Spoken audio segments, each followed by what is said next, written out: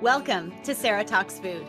Today I sit down with exercise physiologist, kinesiologist, and personal trainer Sarah Zahab. She runs Continuum Fitness here in Ottawa with her husband John Zahab. And today we're going to talk about health and what it means to be healthy when it comes to exercise and fitness. I really wanted to delve into that topic with Sarah, and I think you're going to get a lot of takeaways today. So let's get started. Thank you so much for being with me today, Sarah Zahab. I am so excited to talk to you. I've been giddy for the last couple of weeks since we've been trying to coordinate our schedules to get this interview going. You are an exercise physiologist and someone that I look up to, someone I admire, and someone that I've had the pleasure and privilege of working with. And we have a really important topic to talk about today. And I love when we started to set this up that we really wanted to delve into the topic of what it means to be healthy and what it means to have balance in our lives. Because you know what? I mean, I've been at this for a while. You've been at this a lot longer. You know, this is all about calories in, calories out. This is all about, supersets of opposing body parts. And that's the best way to exercise. And this is all about cardio. This is an hour a day for 6 days a week for the rest of your life, every day for the rest of your life, and a couple days a week of strength training. And then we've got, the plyometrics geniuses out there that are really focused on plyometrics and body weight. And then now I'm delving into the 4-Hour Body because I've just been curious to read it. And this is all about, you don't even need to exercise. You just need to never eat another piece of fruit a day in your life again.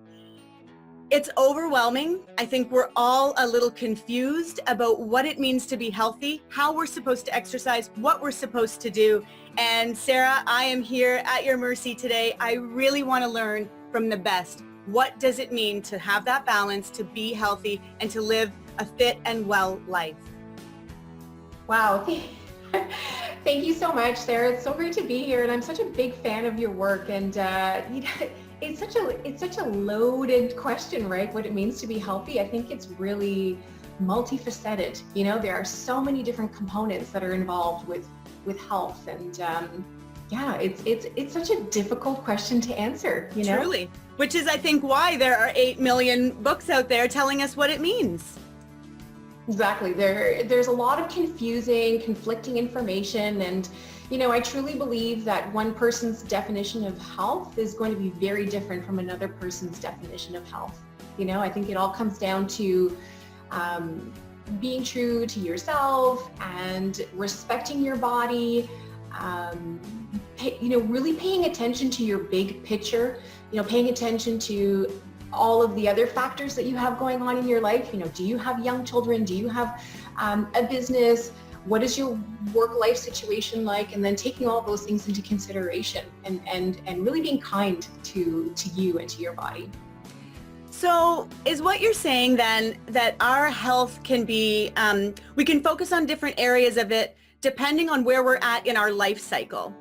And does that also then mean that, all of us don't necessarily need an hour of cardio a day to have really good heart health? Can we have really good heart health and, cardiovascular health from 10 minutes a day or at all? I mean, because then there's the group of people that say to live to be 100 years old. They did a study, and these people that live to be 100, most of them are just gardening and doing typical, daily movement of their body.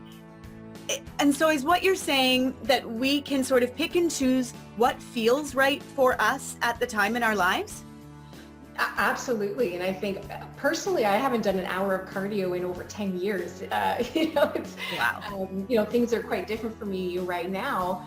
And I'm also very obsessed with centenarians, what do they do? What's their secret? And a lot of them, don't wear watches, and they have very little stress, and they're just active, not necessarily diligent with structured exercise routines, but they move, like you said. I think it really depends. Like for me, I'm just sort of in maintenance right now. I have 2 young kids, and I have I'm a business owner, and things are really busy for me. So I don't feel guilty about missing workouts. I do what I can, and I really pay attention to very clean nutrition and whole foods, and ensuring that I'm well rested and energized, and all of my workouts are kind of bonus, like if I squeeze it in and it's great, and it really is sort of pieced together for me. Like I won't spend an hour doing a workout. It'll be, I have a 15-minute break, so I'm going to squeeze in a short 15-minute workout. And if I have, time at the end of the night, then I'm going to do some stretching there. I stretch when I brush my teeth. It's really about sort of squeezing things in when I can. And if I don't have an hour dedicated, sometimes I will, and it's great. But yeah, I just kind of, squeeze things in when I can, and that's totally okay. It works. It's not black and white. There's a lot of gray when it comes to exercise and fitness, right? And do you think that that's a viable option for most people? Because I think, in my own case, if I don't schedule in the exercise, I feel like I will let my day get away from me, and I'll sort of say, well, I didn't work, I tend to have to work out in the morning. So if I get to the end of the day and I haven't worked out, I have a hard time finding how I'm going to go ahead and do a workout at the end of the night. It's not that I couldn't, I certainly could, but I feel like maybe that's my personality, is that I'll just say, okay, I skipped it today, I will get back to it tomorrow because, it's now 9:00 at night or something. So maybe it's a very personal thing that some people can have that discipline to be able to have the gray area, and other people like myself, I sort of need the black and white. I need to get that workout in the morning because it's just how I start my day. It's like brushing my teeth. It's just part of my habits. Yeah, and I think that's a really important point. And I think before people sort of need to start off, they need to really figure out what motivates them. Is it working with a buddy? Is it working out in a group setting? Is first thing in the morning the best time for you? If you're not a morning person, I really don't encourage my clients to work out first thing in the morning. Is it setting a goal? Is it, technology, using those fitness apps, and really sort of understanding you and what drives you, and then working backwards from there. If it is a group class that works best for you, then that's something that you sign up for. And also understanding what type of workout is going to work best for you as well. A lot of people will say, well, what's the best cardio workout? And I say, well, the best cardio workout is the one you're actually going to do, right? And so for different personalities and for different metabolic types as well, it's a highly individualized approach. There's a lot of people that I know that compete and don't do any cardio until very shortly before their competition. However, for someone who maybe is a little more stressed and needs the cardio to help them, wind down and release the endorphins and they feel better, then that's something that I'm going to encourage them to prioritize. It's so individualized, So when it comes to that concept, then, if it's super highly individualized, what if I'm someone that just says, I hate exercise. I don't ever want to exercise. I don't value it. I think it's awful. It feels terrible. It's too hard. I don't want to do it. So how do we stay healthy, especially for the people that say, I don't want to exercise. I don't want to do it at all? Well, I do actually do cardio. I just rarely spend over an hour doing cardio. It's probably once or twice a month that I get to do over an hour of cardio, and it's rarely on my own. It is usually with a group, because that works best for me. My go-to cardio workout is a 20-minute, I jog to a hill, I do 5 to 10 hill sprints, I race walk back, and I do a few lunges. It takes me 20 minutes. I try and get to it once a week. It's time for me, but I I make it work. I prioritize it. And for people who come to me and really have that angst about exercise, I think it's really about changing our verbiage and changing, our mindset. And instead of encouraging people to work out, I really have them find activities that they enjoy. So experimenting with other things like dance, Zumba can be a blast. Walking or gardening, or finding things that have them move that don't feel like exercise to them. But as long as their body is moving, then that's the important thing. I do think that's such a key. So I think what the takeaway here is, We absolutely have to move our bodies. It's almost a non-negotiable. Our bodies are built to move, they are meant to move, and we can see what happens to people who refuse to move, who don't want to exercise in any way or move their bodies. We see what happens. It's obesity, it's type 2 diabetes, it's, lethargy, it's stress, it's just feeling awful. And all of these things, are a cause of just not wanting to move the body. So let's decide that we absolutely have to move our bodies on a daily basis in order to stay healthy. So that's one piece of the health puzzle. And so I think the takeaway there is you've got to try things in order to find what you like to do. You can't sort of sit on the couch and watch infomercials and decide what you're going to like to do. You got to get out there and try it. And it's a process of elimination type of a concept, I think. Yeah, and it can be as simple as, many of our friends and coworkers and people that we know are sitting for the majority of our day. And we know that sitting is the new smoking, and even an hour of physical activity will not counter the negative effects of being seated for 8 to 10 hours a day.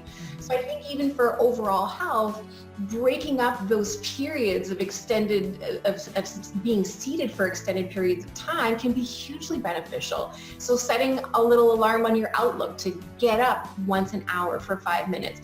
Every time the phone rings, maybe stand up. Maybe incorporate some walking meetings, taking the stairs instead of the elevators, and really incorporating just general movement throughout your day to help with, the lymphatic system to get moving, and to help with, decreasing the negative effects of extended periods of sitting. That being said, there are days where I don't feel like exercising, but I do it anyway, because I know that at the end of the workout, I'm going to feel so much better. So I think that there has to be a little bit of that give and take, and some of that discipline that has to come into play as well. When you make a decision and decide that you're going to prioritize your health and you're going to do some type of, physical fitness, to do it, to not just sort of say, well, I don't feel like doing it today, so I'm not going to bother. I think we do need to still, prioritize it, even if, we don't feel like it. Yeah, absolutely. And I often will tell my clients to just give yourself 5 or 10 minutes. Go with the 5-minute rule. If you start your workout and after 5 or 10 minutes you really feel like stopping, then give yourself permission to stop. But 90% of the time, once you get going, you feel great. It's rare that we regret a workout. We always feel great. It's 90% of the effort is just putting your shoes on. So it's important to just sort of, acknowledge that motivation, especially now, motivation is, the dark, dreary, damp days of November and now December can make it really difficult. But giving yourself permission to stop after a few minutes, or maybe changing your activity. So instead of doing a run, maybe just going for a walk and getting some fresh air, altering your workout slightly and see if that helps. Yeah. A big part of what I'm trying to do and what I've been doing in my own life and then wanting to share with others is just trying to strike some kind of balance, trying to find exercises that engage me, that excite me, that interest me, that, sort of keep my interest for the time that I'm working out, and eating foods from all the different food groups, because I'm not really too willing to cut out entire food groups, and to just sort of use a bit of moderation, not eating as much as maybe I'd really want to, but, try to use a bit of moderation and kind of go from there. And over the last few years, I've been trying to find the middle ground. I've been trying to find the balance. And so I want you to talk to us about how do we find the balance and feel comfortable and confident where we are and not going to those extremes one way or the other. Yeah, I can sympathize. I've been there. When I was competing many years ago, I was doing the same thing. I was, working out probably twice a day, very undernourished, eating very little calories.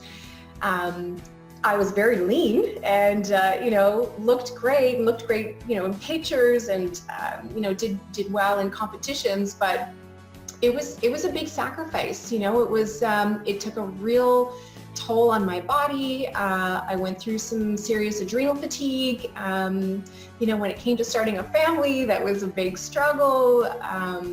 My last year of competition, I only had 6 cycles. And so And that's something that we see, you know, very common in athletes who are very lean. You know, your body starts to shut down, and I really ignored the signs. And, you know, I was eating a lot of protein and very little carbohydrate, and I wasn't really, you know, feeding my body what it needed. And at the time, did you know it? Did you know that you were, you know, 6 menstrual cycles, like, you know, only eating basically protein? Did you feel that in your body that you weren't healthy?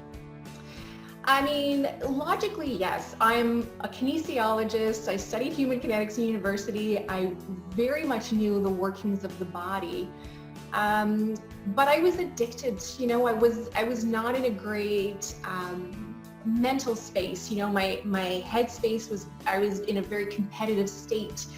And yeah, I mean, knowing now, if I had known then what I know now, I would have done things very differently. And for people who are coming to me, you know, for help with competitions, it's very different. You know, we don't go below a certain number of calories, and we're really watching for these signs. And yeah, I mean, so, you know, being at that opposite end and then stopping competition and not really having a plan post-competition, going back to a regular diet, your body just sort of revolts, right? And so you end up going from one extreme to the other. And, you know, I put on probably like 15 or 20 pounds in the first couple of months post-competition. And then it took a lot of time to get back to, you know, a normal place for me. And I would say, you know, it took years.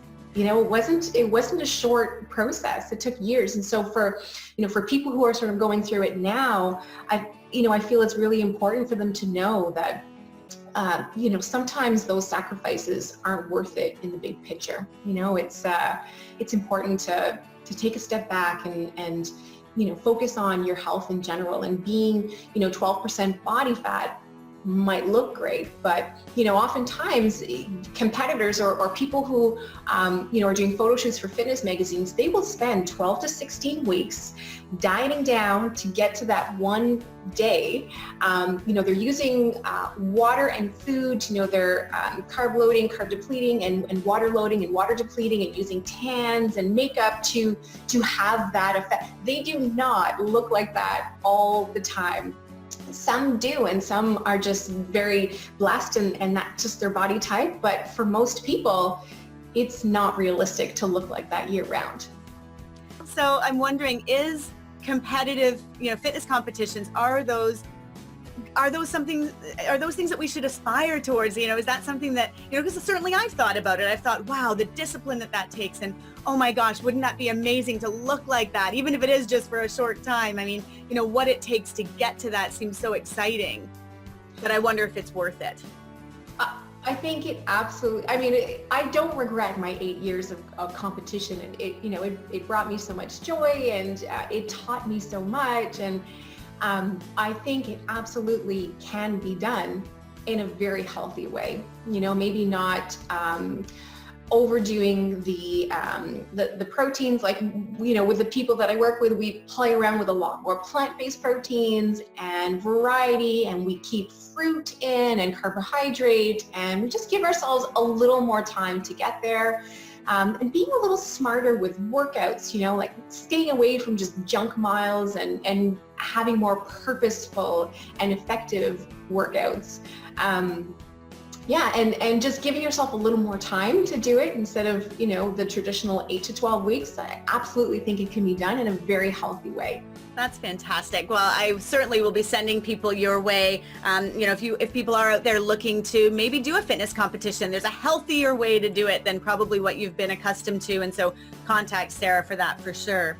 I think it's really important to, you know, to love our bodies the way they are. Everybody's body is different, and we need to really be in a place where we're happy. We're truly happy, even if we're not at a weight that we were, you know, 5 or 10 years ago. And I found that for me, my body really started to change when I started to be really happy with who I was. You know, like I really started to just be happy with my body, and you know, understanding that this is the shape that it is, and it's not going to be where it was, and continue to just focus on my health and workouts, and things just kind of fell into place.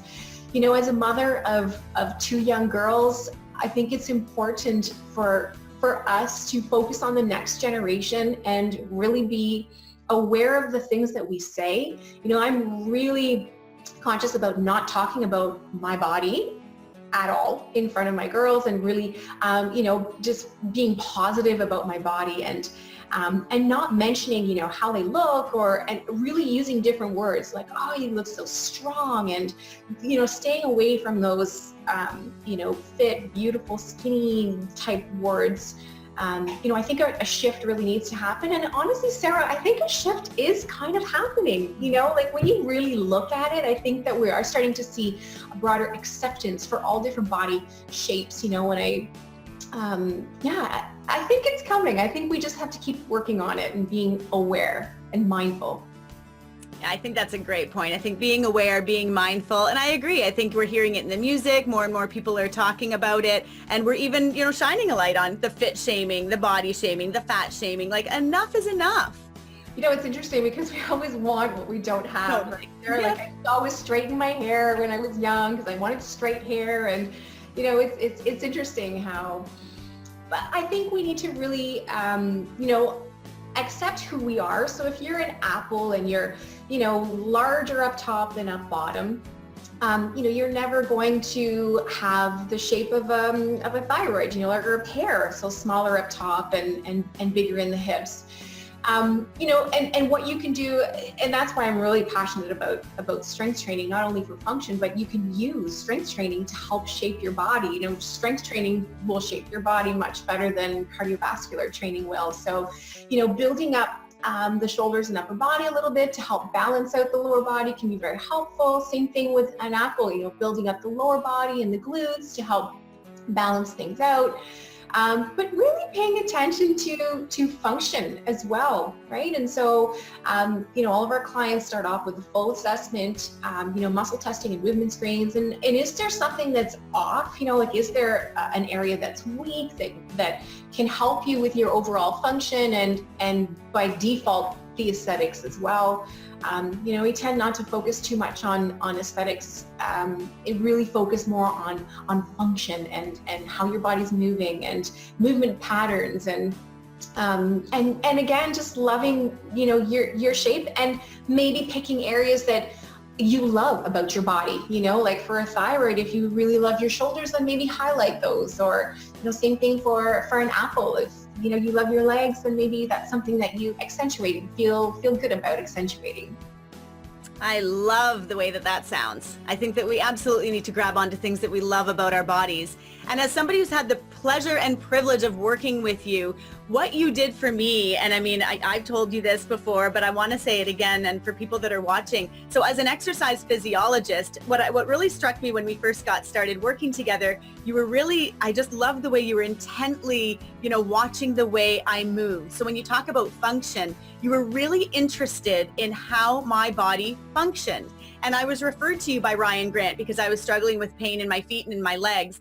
And so you were able to really pinpoint weak areas in my body. And I'll never forget you saying to me, Sarah, we're not going to create a bikini body today for you. What we're going to do is we're going to create a strong body so that we've got a really good foundation that then you can go and build upon that. And if you want to keep on going and doing, you know, other things that are going to help lean you down and do what you want, you can go ahead and do that. But let's start with the foundation. It's like building a house. And that really stuck with me, and I really appreciated that. And so working with you was awesome. And for anyone out there that's interested in working with Sarah, I highly encourage it. If you're in the Ottawa area, definitely check out her website. I'll have all the links down below, and get in touch, because it was something that was so life-changing for me. Because where I was weak, I had pain in my feet, but I was weak in my butt. Like I was weak in my gluteus medius, the sides of my bum.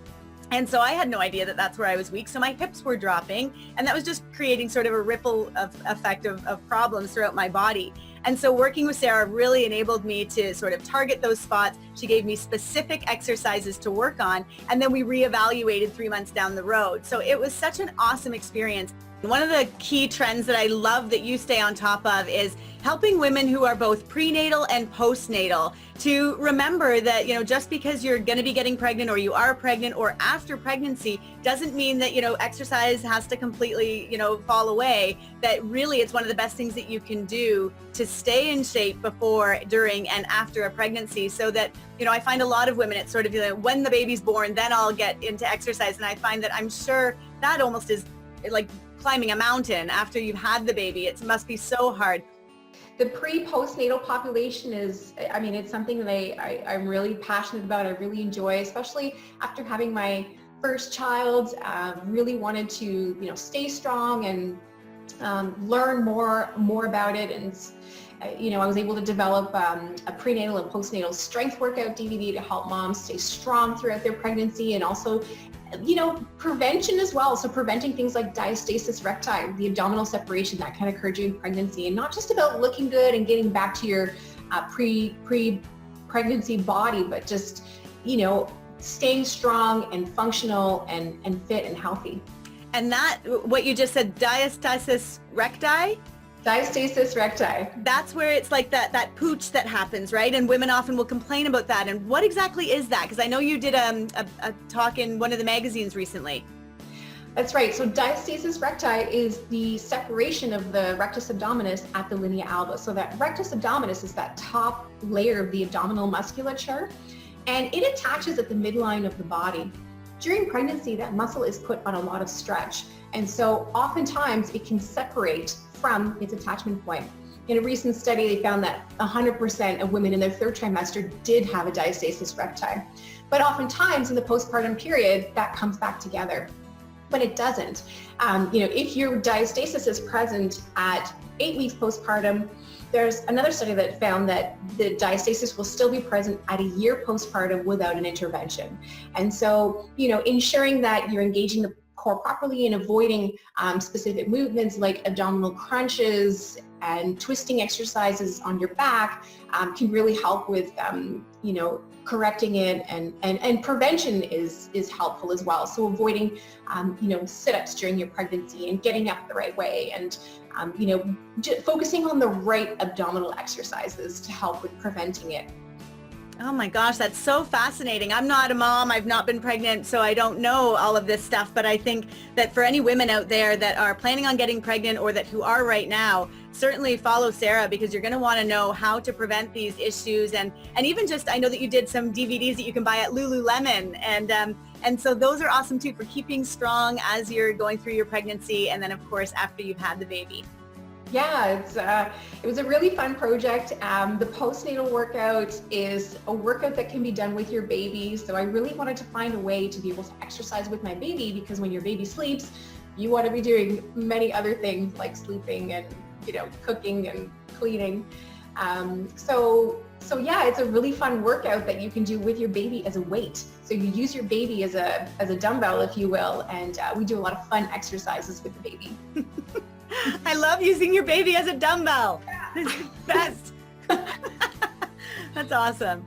Sarah, this has been amazing. I've really enjoyed chatting with you today. I'm inspired to keep moving forward. I'm inspired to just love my body the way it is, and to continue to find things that I feel connected to when it comes to exercise. If there's something that I really love to do, I'm gonna just keep doing it. I'm not gonna keep reading books that tell me to not even bother with any cardio. If I wanna do some cardio, I'm gonna do it. I'm really getting into these high intensity interval training workouts, and I'm really enjoying them. I love the sweat.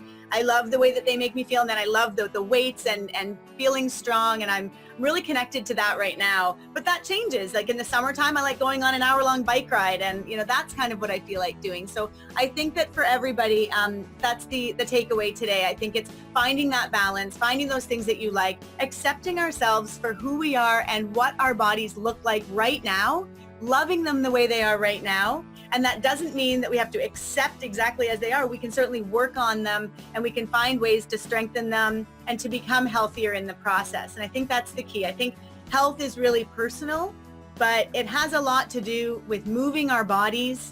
And of course, it's got to do with, eating well. We've got to have that factor at play. But moving our bodies as often as we can. I just saw you do something on CTV where you just talked about stretching throughout the day, just taking those opportunities to just do a quick stretch. We're seated so much of the time, we're sitting, and we've got to get stretching and moving just a little bit more, even if it is just like you say, those 15-minute windows of opportunity throughout the day. If you can grab a hold of those, makes all the difference. Absolutely. Eating well, moving, maybe setting some goals, loving your body. Absolutely. Those are all things that are really important, and just being kind to ourselves, right? And to each other. Each other. For sure. And sleeping. Sleeping is probably another big pillar that we could talk for another hour about. The importance of getting a good night's sleep. And I know that's certainly hard when you've got babies. So that's, a whole other story. But maybe that tip is just, sleep when the baby's sleeping, like you said, and exercise with the baby when the baby's awake. That's it. Exactly. Just finding ways to make it work for you. Striking the balance. That's it. Thank you so much, Sarah. This has been a pleasure. Thank you so much, Sarah. It was a pleasure speaking with you. You too. Have a great day. You too. So I hope you enjoyed that conversation. I certainly did. I love Sarah Zahab and her advice and guidance on, it's just all about feeling good. That's the goal, to feel good. That's what health is all about. And so it's about trial and error, trying things that, we might not have tried before. But it's certainly not about just sitting on our butts. We've got to get out and do something, whether or not that's taking the 15-minute opportunities in the day or going for an hour at the gym if that's what we like to do. But it's certainly getting out there and moving our bodies. We've got to do that for sure. It's about feeling good. I hope you feel good. I want you to love your life one bite at a time.